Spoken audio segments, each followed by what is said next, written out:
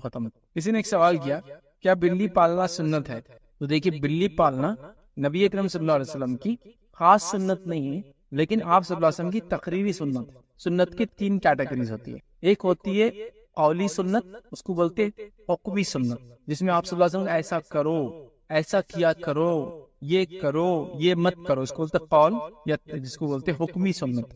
ایک ہوتا ہے آپ کا فعلی سنت، مطلب وہ سنت جو آپ نے عمل کیا اور ہم لوگوں نے دیکھا اچھا آپ صلی اللہ علیہ وسلم نے یہ کیا. اور سنت کی تیسری قسم ہے کہ آپ صلی اللہ علیہ وسلم نے کسی اور کو کرتے ہوئے دیکھا، خود تو کبھی نہیں کیا، لیکن کسی اور کو کرتے ہوئے دیکھا اور آپ اس پہ خاموشی اختیار کر گئے، کچھ نہیں بولا. اس کو بولتے تقریری سنت. سنت کی 3 کیٹیگری، قولی یا جس کو کہتے ہیں حکمی سنت، جس میں آپ بولتے آرڈر دیتے ہیں کرنے کا یا رکنے کا، دونوں باتیں. ایسا کیا کرو، ران کو چھپاؤ، وہ عورت کا حصہ ہے، مطلب سطر کا حصہ، ران مانڈی تھائی، تو اس میں روکا گیا. کسی کو کہا جاتا ہے ایسا نماز پڑھو، ایسا روزہ رکھو، تو یہ ہوگا قولی یا حکمی. دوسرا سنت قسم فعلی. فعل مطلب جو آپ کو کرتے ہوئے صحابہ نے دیکھا، مطلب اللہ کے رسول نے کہیں بولا نہیں ایسا کرو، لیکن صحابہ نے دیکھا، اب رات میں اٹھ کے ایسا عمل کرتے تھے، رات میں اٹھا، آنکھوں کو ملا اور سورہ آل عمران کی آیتیں پڑھی وغیرہ، تو یہ ہو گیا فعلی. تیسرا ہوتا ہے تقریری سنت. تقریری مطلب آپ صلی اللہ علیہ وسلم کے سامنے کچھ لوگوں نے عمل کیا، آپ خاموش رہے یا آپ مسکرا دیے، مسکرائے نہ بھی اور خاموش رہے، تو وہ ہو گیا تقریری سنت. تو بلی پالنا تقریری سنت ہے. آپ صلی اللہ علیہ وسلم نے خود بھی نہیں کیا اور نہ ہی حکم دیا، لیکن تقریری مطلب یہ کہ آپ نے کسی کو بلی پالتے ہوئے دیکھا اور کچھ نہیں کہا، خاموشی اختیار کی. اور وہ کیا کون تھے جن کو آپ نے دیکھا بلی پالتے ہوئے؟ ایک صحابی بڑے مشہور ہے ابو ہریرہ رضی اللہ عنہ، ان کو اللہ کے رسول نے بلی پالتے ہوئے دیکھا. بلکہ روایت میں آتا ہے بلیوں کے اتنے شوقین تھے. ہریرہ کہتے ہیں بلی کو، بلی کے بچے کو خاص طور سے کہتے ہیں ہریرہ عربی زبان کے اندر. ہریرہ ابو ہریرہ ان کا نام نہیں تھا، ان کا اصل نام عبد الشمس تھا، بعد میں آپ نے بدل کے اسلام عبد الرحمن رکھا. لیکن بلیوں سے ان کی محبت دیکھی، اور کتنی محبت کرتے تھے. روایت میں آتا ہے کہ اللہ کے رسول کی مجلس میں آپ آتے تو بغل کے آستین میں بلی رکھ کے لاتے، چھوٹا بچہ رکھ کے لاتے تاکہ وہ سوتے رہے اندر، اس آستین کے اندر بلی کا بچہ لے کر آپ مجلس میں آتے تھے. تو اللہ کے رسول نے جب ان کا یہ عمل دیکھا بلیوں کے ساتھ تو کہا ابو ہریرہ، مطلب بلی کے باپ. مطلب ابو ہوتے بچے کے نام سے بولتے، ایسا کوئی انسان ہے اس کا بچہ رحمان ہے، معاف کر عبد الرحمان ہے، تو بچے کا باپ کو بولتے ابو عبد الرحمان. عبداللہ ہے تو ابو عبداللہ، ہے نا، یہ ایسا ہوتا ہے. تو ابو ہریرہ ان کا نام نہیں تھا، عبد الرحمان ان کا نام تھا، اور ان کا اصل نام دور جاوید میں عبد الشمس تھا. ٹھیک ہے، اور ہم اسی نام سے پہچانتے ہیں. سب سے زیادہ حدیث انہوں نے روایت کی ابو ہریرہ.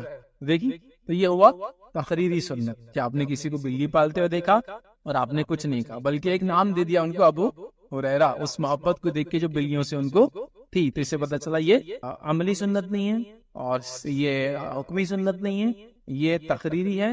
آپ کوئی سوال کرے کیا بلی پالنے کا ثواب ہے؟ تو نہیں، کیونکہ ویسی سنت نہیں ہے تو اس کا وہ ثواب نہیں جس میں اللہ کے رسول یہ کرو، یہ مت کرو، ایسا کرو، اس کا نہیں آتا. لیکن ایک جانور ہے، جب اس کو آپ پالیں ظاہر سے اللہ اجر دیں گا، اس کو آپ کھلاتے پلاتے، لیکن ایٹ دا سیم ٹائم اس بات کا بھی خوف ہونا چاہیے کہ جو جانور کو آپ پالتے ہیں آپ اس کی حفاظت کی ذمہ داری لیتے ہیں، پھر مالک پہ پوری ذمہ داری کی اس کو کھلائے پلائے اور جو اس کی ضرورت ہے پورا کریں.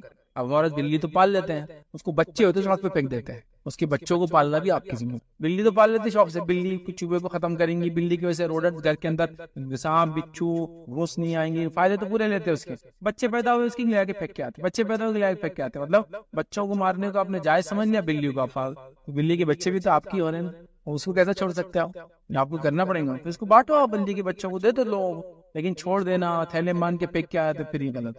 جب آپ پیٹس کو پالتے ہیں نا تو ان کی حقوق ادا کرنا آپ کو بے حد ضروری. یاد رکھیے، ورنہ یہ سخت گناہ کا باعث ہی بنتے ہیں، بلکہ بہت سخت وعیدیں بھی آئے، خاص طور سے بلی کو مارنے کے تعلق سے ایک بڑی سخت وعیدیں. صحیح بخاری کی روایت ہے، نبی کریم صلی اللہ علیہ وسلم فرمایا، خاتون تھی، بلی کو اس نے کمرے میں قید کر دیا، نہ کھلایا پلایا، نہ اس کو خود چھوڑا کہ وہ جائے اور اللہ نے جو مخلوقات دنیا میں رکھی اس سے فائدہ اٹھائے. وہ بلی مر گئی بھوک پیاس. اللہ کے رسول فرمایا، اللہ نے اس شخص کو جہنم رسید کر دیا جس نے اس بلی کو مارا. ایک بلی کی موت کی وجہ سے ایک عورت جہنم میں گئی. ان کے پھر حق ہیں، اگر پالتے ہیں تو حق ادا کیجیے. یہ نہیں کہ آپ نے پالا، گھر میں چوہے ختم، بلی کو لے کر پھینک دیا. اب وہ جو گھر میں پلتی بلی نا، وہ باہر نہیں رہ سکتی، جیتی بہت مشکل ہوتا ہے اس کو، کسی گھر میں گھستی ہوئی گاڑی وہاں کی مر جاتی، چونکہ اس کو عادت نہیں تھی باہر کی. پھر پالو، اسے ٹیک کیئر کرو پورا، وہ آپ کی بہت بڑی ذمہ داری ہے.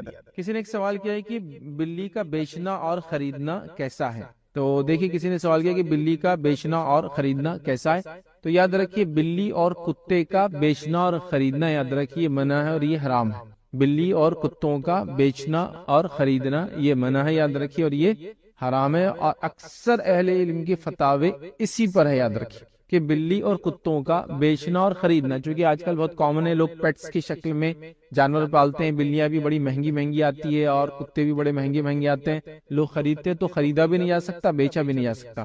کچھ لوگ یہ سوال کرتے ہیں کہ ٹھیک ہے ہم بیچ رہے نہیں نا، مطلب ہم اس کی انکم نہیں کھا رہے، لیکن ہم خرید رہے ہیں، مطلب خالی پرچیز کر رہے ہیں، تو یاد رکھیے یہ درست نہیں۔ جیسا سود کا لینا اور دینا دونوں حرام ہے، تو کوئی کہے میں لے تو نہیں رہا ہوں سود، مطلب دے رہا ہوں صرف، جیسا کہ میں مجبور ہوں تو میں دے رہا ہوں، تو بہرحال ایک الگ چیز ہے، لیکن لینا اور دینا حدیث کے اندر واضح ہے کہ 4 لوگ سود کے گناہ میں برابر ہیں، جو لے اور جو دے، جو گواہ بنے اور سود کا دینے والا، سود کا لینے والا، سود پہ گواہ بننے والا اور سود کا لکھنے والا، آپ نے کہا چاروں گناہ میں برابر، تو لینا اور دینے کو برابر قرار دیا۔ تو کتے اور بلیوں کا خریدنا اور بیچنا جائز نہیں، یاد رکھ۔ نبی اکرم صلی اللہ علیہ وسلم نے 2 سے 3 روایتیں اس قسم کی حدیث ہے۔ ایک روایت میں نبی اکرم صلی اللہ علیہ وسلم کتے اور بلیوں کے فروخت کے بارے میں جب سوال ہوا تو آپ نے اس سے منع فرمایا، آپ نے اس سے، اس کی قیمت لینے سے، مطلب خرید و فروخت سے اس کی قیمت لینے سے آپ نے منع فرمایا۔ تو ڈانٹنا، منع فرمانا، اس سے علماء لکھتے ہیں اس کا خریدنا اور بیچنا دونوں ہی چیزیں حرام ہیں۔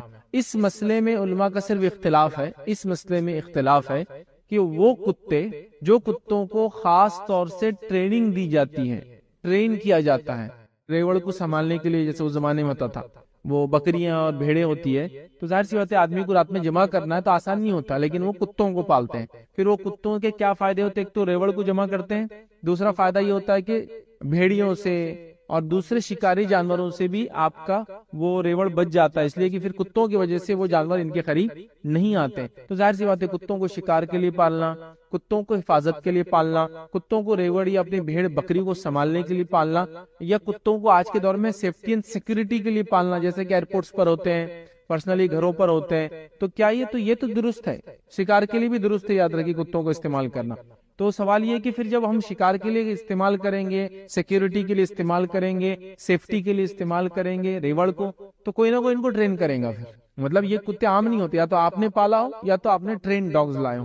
تو یہاں یاد رکھیے اس معاملے میں حنابلہ کا جو حنبلی علماء ہوتے ہیں، سعودی کے جو علماء ہوتے ہیں، ان کا تو بالکل فتویٰ یہ ہے کہ وہ اس کے لیے بھی حرام ہے، لیکن یہاں احناف کا، حنفی علماء کے جو فتاوی وہ یہ ہے کہ شکار کے لیے اس کو اگر کوئی بناتا ہے، تیار کرتا ہے، ریڈی کرتا ہے، ایسے پروفیشن کو تو ویسے اختیار نہیں کرنا چاہیے، لیکن اگر کسی کا ایسا انڈیا میں اگر ہم کامن لے لیں تو کوئی نان مسلم اگر یہ سب کرتا ہے تو اگر خرید لیا جائے ایسا کتا تو پھر وہ لکھتے ہیں یہ جائز ہے۔ آپ سمجھ رہے اس حد تک صرف، اور کسی نہ کسی حد تک میں بھی اس کو صحیح مانتا ہوں، اس حد تک صرف۔ میں یہ نہیں کہہ رہا ہوں کہ آپ کتوں کو پالنا شروع کر دیں، کتوں کو ٹریننگ دینے کا شروع کر دیں اور اس کا پیسہ کھانے نہیں، لیکن آپ کو اگر خریدنے کی ضرورت پڑتی ہے سیفٹی اینڈ سیکورٹی کے لیے، جانوروں کو سنبھالنے اور پالنے کے لیے وغیرہ وغیرہ، تو پھر آپ، چونکہ یہ آپ کی مجبوری ہے، اس کے علاوہ اور کوئی نہیں، کوئی آپ کا ٹرین ڈاگ تو فری دینے والا ہے نہیں آپ کو، تو لہٰذا اگر آپ وہاں خرید لیتے ہیں تو آپ یہاں چونکہ مجبور ہیں، یہاں تک انشاءاللہ یہ درست رہیں گا، اور اکثر حنفی علماء کا فتویٰ اسی پر ہے، اور میں بھی اس کو کچھ حد تک صحیح مانتا ہوں۔ اس لیے کہ کچھ لوگوں نے یہ کہا کہ کتا ایسی جگہ جو ہے تحفے میں دینا چاہیے، مطلب کوئی انسان پالتا ہے اور وہ دے دے، لیکن کوشچن یہ آتا ہے کوئی بھی آدمی ٹرین ڈاگس کو تحفے میں نہیں دیتا، چونکہ ان کی ٹریننگ میں جو پیسہ صرف ہوتا ہے بہت زیادہ ہوتا ہے۔ دیکھیے آپ ایئرپورٹس پہ ڈاگز ہوتے ہیں، لاکھوں روپے کتے ہوتے ہیں، صرف وہ ایسی چیزوں کو سونگھ لیتے، اشیاءوں کو جو سمگل کی جاتی ہیں، جو انسانیت کے نقصان دیتی ہے، ڈرگز وغیرہ، اور سونگھ لیتے ہیں، ٹھیک ہے۔ تو ظاہر سی بات ہے وہ ڈاگز سنیفر ڈاگز بولتے ہیں، وہ ہوتے ہیں۔ اسی طرح کرائم وغیرہ کے اندر لوگوں کو پکڑنے کے لیے وہ جو کرمنل ہے، اس کا کچھ ہاتھ، اس کا کچھ کپڑا، اس کا کوئی پسینے کا خطرہ گرا ہو تو اس سے وہ سونگتا ہے، اور سونگ کر کئی کلومیٹر تک وہ برابر بتاتا ہے کہاں تک وہ آدمی گیا ہوں گا۔ تو ظاہر سی بات ہے ایسے ڈاگز کو کوئی بھی فری ٹریننگ تو دینے والا نہیں، اور اگر ٹریننگ دے تو آپ کو تحفتاً تو کوئی نہیں دے گا، لیکن کچھ لوگوں نے کہا تحفتاً دے تو صحیح ہے، لیکن ظاہر سی بات ہے تحفتاً کوئی دیں گا تو وہ دیں گا جو اس سے زیادہ ہو، لیکن آپ کو آج ضرورت ہے کتے کی، آپ کہاں سے لیں گے؟ تو بہرحال یہ مجبوری والی شکل ہے، تو مجبوراً آپ اگر ایسے کوئی ٹرین ڈاگس کو لینا چاہتے ہیں جو آپ کی مجبوری ہے تو خریدنے کی حد تک اس کے فتاوے موجود ہیں،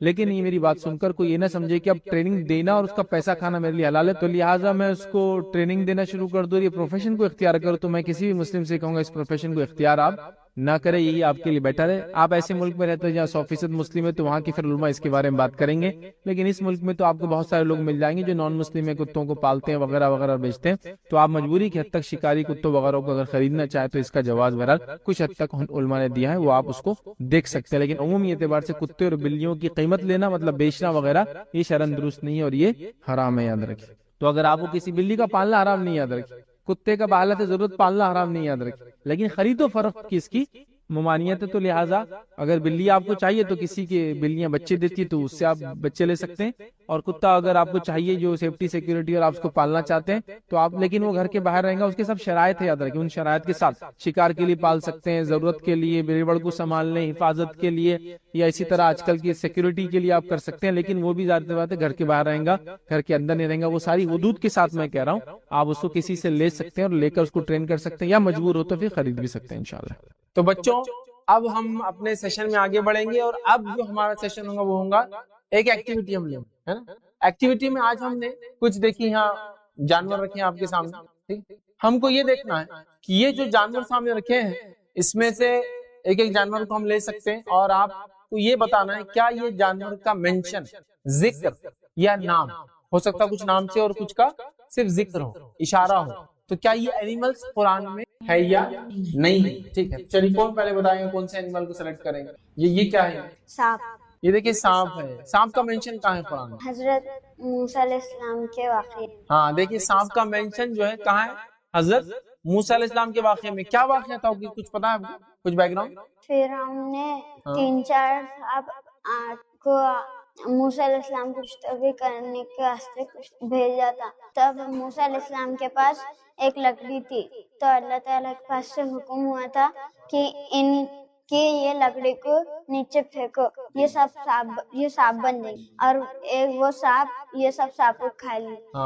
بہرحال دیکھیے قرآن میں ایک واقعہ ہے کہ موسیٰ علیہ السلام ایک اللہ کے نبی تھے، اور اس زمانے میں ایک بادشاہ تھا جو ظالم تھا، اور ہوا یہ کہ موسیٰ علیہ السلام نے اس کو حق کی بات بتائی، دعوت دی، وہ نہیں مانا، تو اللہ تعالیٰ نے ان کو ایک معجزہ دیا تھا۔ معجزہ کیا تھا کہ ان کی لکڑی سانپ بن جاتی تھی۔ فرعون نے کچھ جادوگروں کو بلایا، ان کو بلایا اور بولا کہ اگر تمہاری لکڑی سانپ بنتی ہے تو ہمارے جادوگر بھی دیکھو کیا کرتے ہیں، اور وہ ایک پورا جس کو کہیں گے ایک جو دونوں کے بیچ میں ایک کمپٹیشن ہوا تھا، ایک جو ہے آمنے سامنے آ گئے تھے، اور موسیٰ علیہ السلام کی لکڑی سانپ بن کے باقی سانپوں کو نگل گئی تھی۔ تو یہ سٹوری یاد رکھیے، بہت اچھی قرآن کی، ٹھیک۔ نیکسٹ کون سا دیکھیں گے ہم؟ ویل مچھلی۔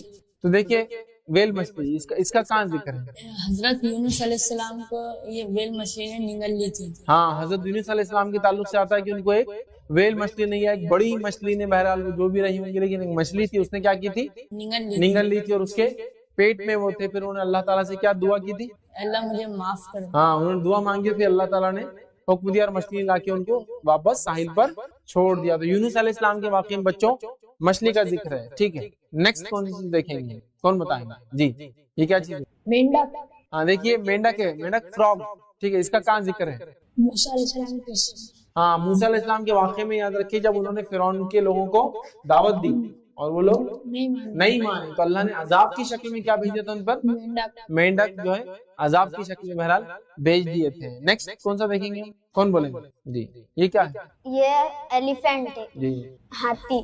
اس کا ذکر سورہ فیل میں ہو۔ ہاں دیکھیے اس کا ذکر کیا پورا سورہ ہی اسی کے نام سے، سورہ فیل۔ فیل مطلب ہاتھی، اور اس کا پورا ذکر ہے قرآن کے اندر۔ ہاتھی والے لوگ تھے، اس کے پیچھے بھی بچوں کی سٹوری ہے، آپ لوگ ضرور قرآن میں سورہ فیل پڑھیے، بہت انٹرسٹنگ سٹوری ہے۔ یہ سٹوری اس وقت کی ہے جب نبی اکرم صلی اللہ علیہ وسلم جس سال پیدا ہوئے، یاد رکھیے اس سال کی سٹوری ہے، ٹھیک۔ نیکسٹ اور کون سا؟ یہ حضرت اسماعیل علیہ السلام کی جگہ حضرت ابراہیم علیہ السلام نے اسے اس کے گردن پہ چھری۔ دیکھیے دمبے کا بھی ذکر ہے قرآن میں کہ اسماعیل علیہ السلام کو جب ذبح کرنے ابراہیم علیہ السلام لے گئے تو اللہ تعالیٰ نے اس کو ذکر کیا کہ ہم نے اس کو بدل دیا، ٹھیک ہے، ایک ذبیحے کے ساتھ، اور علماء لکھتے ہیں کہ وہ ایک دمبا تھا، ٹھیک، اس کا ذکر ہوتا ہے۔ اور کون سا جانور، کون بتائیں کون سا جانور؟ دیکھیے کون سے باقی جانور؟ ہاں دیکھیے گھوڑا، یہ گھوڑا ہے، جی اس کا ذکر سورہ عادیات میں۔ ہاں دیکھیے سورہ عادیات کیا پڑھیں گے تو اس میں گھوڑے جو چارج کرتے ہیں، جو ہے میدان کے اندر بھاگتے ہیں، اس کا بہرحال تذکرہ ہے اس کے اندر، ٹھیک۔ نیکسٹ اور کیا چیز دیکھیں گے؟ دیکھیے اس میں ایک ایسا اینیمل ہے جس کے نام سے پورا سورہ ہی ہے۔ کون سا اینیمل ہے؟ دیکھیے سورہ ہے، ذکر نہیں بلکہ اس کے نام سے سورہ ہے، مکڑی، ٹھیک ہے۔ تو مکڑی کے نام سے کیا معلوم ہے؟ پورا اسپائڈر کے نام سے قرآن میں پورا سورہ ہے۔ کیا نام ہے سورہ؟ سورہ عنکبوت، یاد رکھیے وہ مکڑی پر ہے، ٹھیک ہے۔ ابھی اس میں ایک اور جانور ہے جس سے پورا ایک سورہ کا نام ہے، کون سا؟ سورہ بقرہ۔ ہاں سورہ بقرہ، ٹھیک۔ تو یہ پورا اس کے اوپر ہی جو ہے سورہ کا جو ہے نام ہے۔ اور کون سا؟ اور باقی 2-3 جانور کس کا ذکر ہے اس میں؟ کوئی ایک اور ایسے جانور جس میں باقی ہے بھی آپ نے جو نہیں اٹھایا، جس کے لیے پورا واقعہ ہے۔ وہ پہلے جانور تھا ایک نبی کے ساتھ، پھر وہ جانور نبی کے ساتھ اللہ نے جانور کو موت دے دی، اس کے بعد وہ 100 سال سوتے رہے اور اس کے بعد پھر وہ زندہ ہوا. کون سا جانور تھا؟ گدھا. ہاں گدھا. ٹھیک ہے، گدھے کے تعلق سے قرآن میں کس کے ساتھ تھا، وہ کس نبی کے ساتھ تھا گدھا؟ جی حضرت عزیر علیہ السلام کے ساتھ جو گدھا تھا. اور کیا ہوا تھا، وہ لوگ 100 ایئرس کے لیے سو گئے تھے، اللہ تعالیٰ نے ان کو موت دے دی تھی. ٹھیک ہے، اور اس کے بعد 100 ایئرس بعد پھر سے اللہ تعالیٰ نے کمپلیٹلی ان کو